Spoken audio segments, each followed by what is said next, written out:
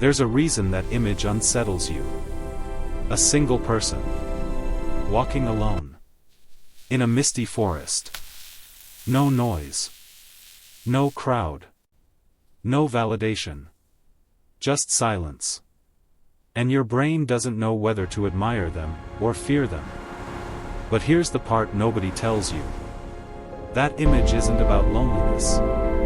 It's about power.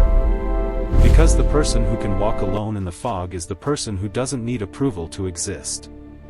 And that changes everything about attraction, status, and human behavior. Most people are terrified of being alone. Not physically alone. Emotionally alone. No texts lighting up their phone. No one checking their story. No constant reassurance that they matter. So they stay in noise. Bad relationships. Fake friendships. Crowded rooms that feel empty. But here's what's really happening. When someone chooses solitude, it signals abundance. In psychology, scarcity creates value. But emotional independence creates mystery. And mystery creates attraction. Think about it. Why does the quiet person in the room often draw more attention than the loud one? Because you can't fully read them. And when the brain can't complete a pattern, it obsesses. Pay attention to this. A person walking alone in a misty forest sends one message. I am comfortable with myself.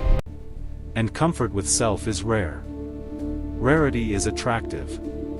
But here's where it gets dangerous. Solitude can either build you, or break you.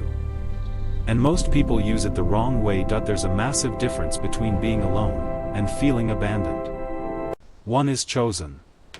The other is feared. Imagine two scenarios. First person, they get rejected. They withdraw.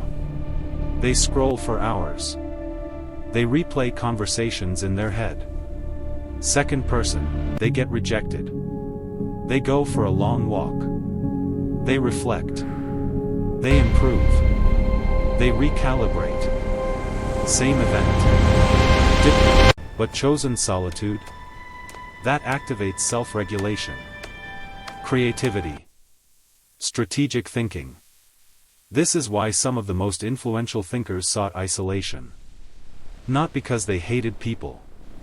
But because silence amplifies clarity.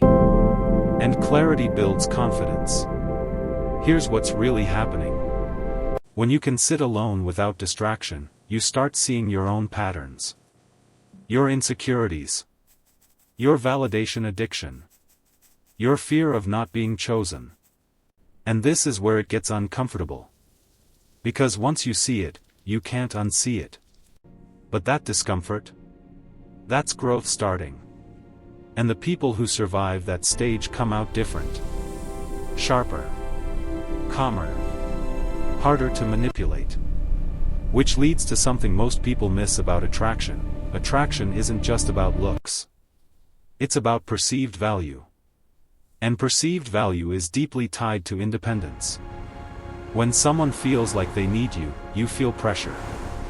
When someone wants you but doesn't need you, you feel chosen. And being chosen feels powerful. Pay attention to this. The person walking alone in the mist doesn't chase. They don't beg. They don't overexplain. They move forward with or without an audience. That energy communicates. My life is full. You're invited, not required. That's intoxicating. Think about dating. Who becomes more intriguing? The one constantly texting, double-checking, asking for reassurance? Or the one who responds calmly, lives their life, and doesn't panic at silence? Silence creates space, and space creates curiosity. Curiosity creates emotional tension. And emotional tension fuels attraction. But here's the part nobody tells you. If you fake independence, people feel it. Forced detachment feels cold. Real independence feels grounded. One pushes people away. The other pulls them in. And to build the real thing, you have to walk through the fog alone first. The misty forest is a metaphor. You can't see the full path. You don't know what's ahead. Every step requires trust. That's life. Most people freeze when they can't see certainty. They need guarantees, approval, instructions. But the ones who move anyway, they develop something rare: self-trust. And self-trust changes how you show up in the world. Here's what's really happening. When you repeatedly face uncertainty alone, your brain updates your identity. You stop thinking, "I hope I can handle this." You start thinking, "I always figure it out." That shift is subtle, but it's magnetic. Because people are drawn to stability in a chaotic world. And this is where it gets powerful. When you no longer fear being alone, you stop tolerating what diminishes you. You leave toxic dynamics faster. You stop over-explaining your boundaries. You become selective. Not because you're arrogant, but because you're anchored. And anchored people don't chase storms. That's where your power is waiting. Follow for more psychology insight.